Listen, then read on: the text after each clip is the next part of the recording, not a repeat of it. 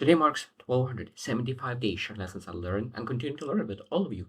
Well, I hope that these insights will inspire you, support your dreams, help you achieve your goals, and really empower you to become the person that you want to become. Today's lesson will be very quick, but it's very, very important. How to live in house when you're making transitions, when you move to country, different country, like I do. I think that there's a lot of things will be disrupted. And I think that there's a lot of lessons to learn from that. To understand, okay, what do you do?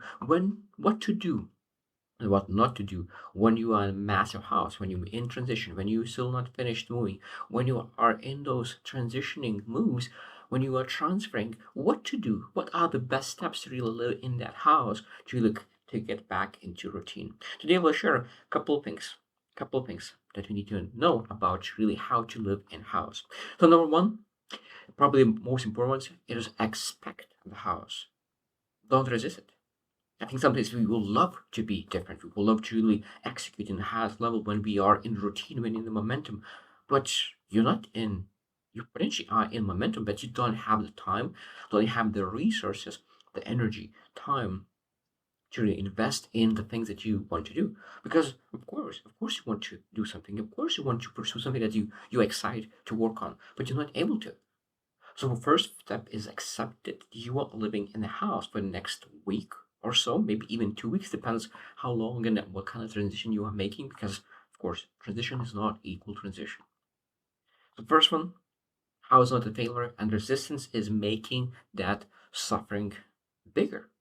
Transition that of course put more effort to really persevere that if you are putting that negative thoughts into your head. Number two is anchor your core. So that means that when you think about house, a lot of times people create even more house because they start to do the things that destroy their health, destroy something else. So there are people who do not eat certain products. Oh, like I'm in transition, I will eat not that good. So that means that understanding core matters. In transition, the most important non-negotiable things are exactly the same. Your health routines, no matter you travel, not travel, you transition, moving. If your health is important, it means that you eat healthy and you exercise. You don't skip those. So that means that for me, I know that today I have already found a place where I exercise, everything is taken care of because the health is my non-negotiable. This is the highest priority. So I will not miss my health. It's important to exactly what are your core? What are your anchor core? And for example, showing up for my YouTube is my anchor. Showing up because this is important for me. So understanding those non-negotiables, those two, three, four, five things. It depends, of course, how big the transition and how other things you need to implement. But core needs to be blocked in your calendar. Number three, simplify ruthlessly. I think that we really cut so many things that is not an essential. Cutting everything that doesn't matter. Because of course, when you focus on blocking the things that really matters, then you look at how much time do I have, and I start to like, oh, I don't have to do all the things. I don't have a lot of time, and then okay, I will cut this, I will cut this, I will cut. So being able to really anchor the most important things and then remove all the things that is not essential because we need to major things. That means that, and especially we need to really prioritize in transitions when you are moving, you're transferring. It's very essential time to learn how to simplify things. Rather than doing something for hour, let's focus on how to really simplify, remove all the things is making sure that you're creating a microstructure in days when you are still in transition and it will not be uh, long term. Number five is um number four is design a microstructure. So third is simplify ruthlessly. Number four is design microstructure. So that means that we're able to really understand, okay, during this transition phase, what kind of routines I could really build? What kind of could I keep from the past? And what kind of routines do I want to build in the future? And that means that then we're able to create very, very mini structure of our day. So that means that not have everything, but it will be microstructures. That means that when you start creating microstructures in the transfer, in the transition, what it helps, it means that when you finally move and finally made a transition at that moment, those microstructures could be built on, and it's to finish and it's to build momentum and new momentum. It's much faster. Number five is watch your narratives. What it means is that what kind of things do you tell yourself? Because we can potentially say I'm falling apart, the universe is against me, or whatever it is. It could be so many different stories. It depends. Again, that this transition was wanted. It was put on you because not transitions are all wanted. Some transitions was pushed on you, and that's totally fine because that's part of life. And again, what kind of stories do you tell because of that? Do you tell us that that this life is putting a lot of resistance on you?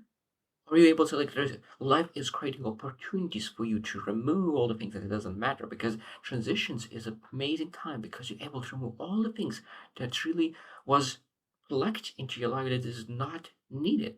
We're able to remove all the things from our plate and keep all the essentials. And I think this is very important to really watch your narratives. What do you tell to yourself? Is it a good thing or is it a bad thing? Because those things will dictate how much energy do you have during those transition times.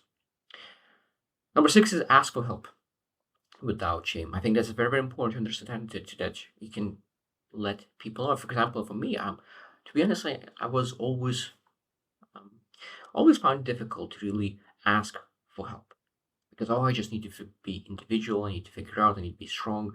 But I've learned that this is not strength. This is weakness and this is insecurities. Being able to ask for help in the right way, in the right reason, I think is very important. And saying that this is the season of my life. This is a week or two of transition. I will need a little more support.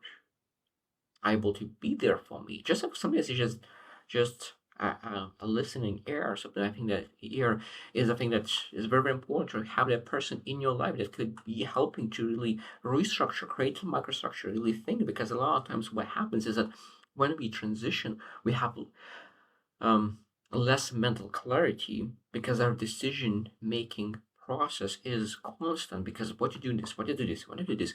And that means that our cognitive power is limited during the day.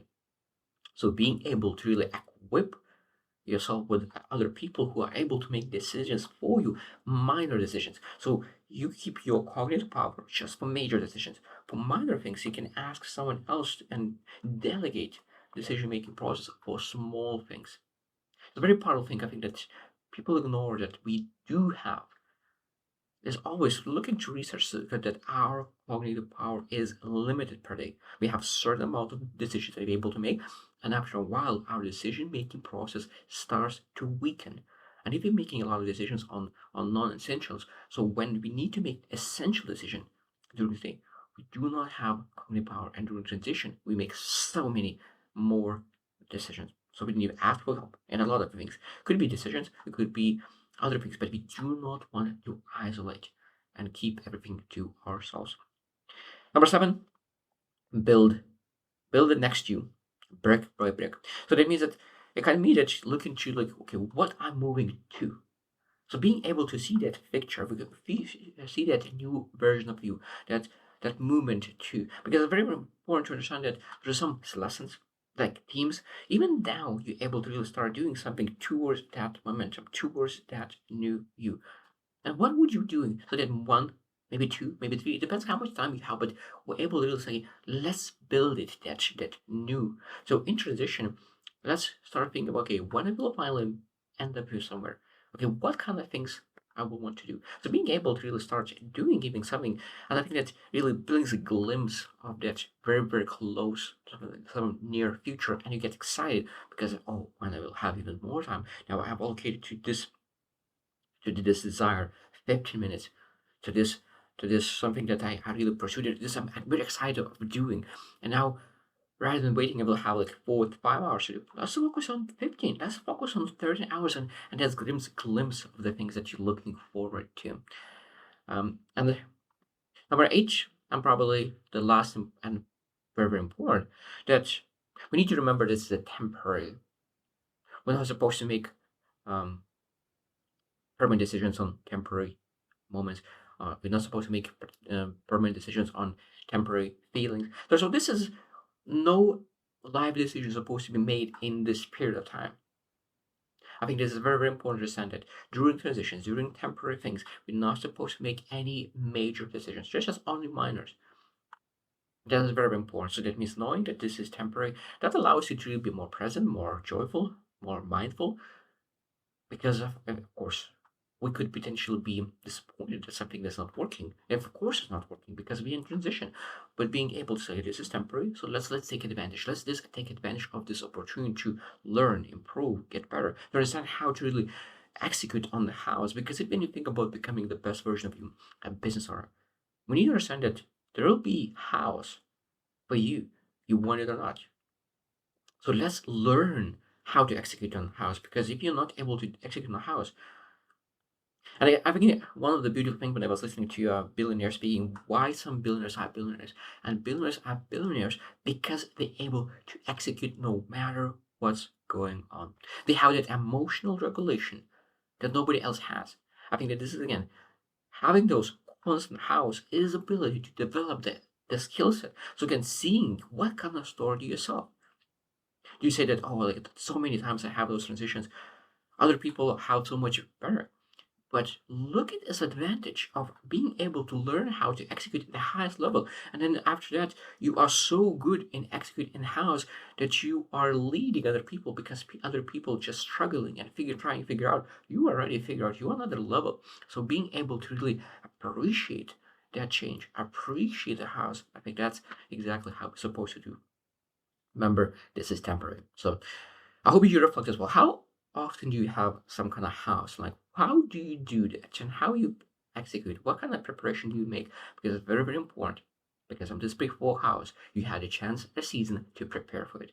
The better you prepared before the house, for the season, for the storm, sometimes it's very even much better to really weather the storm. So I hope you choose win, and see you tomorrow.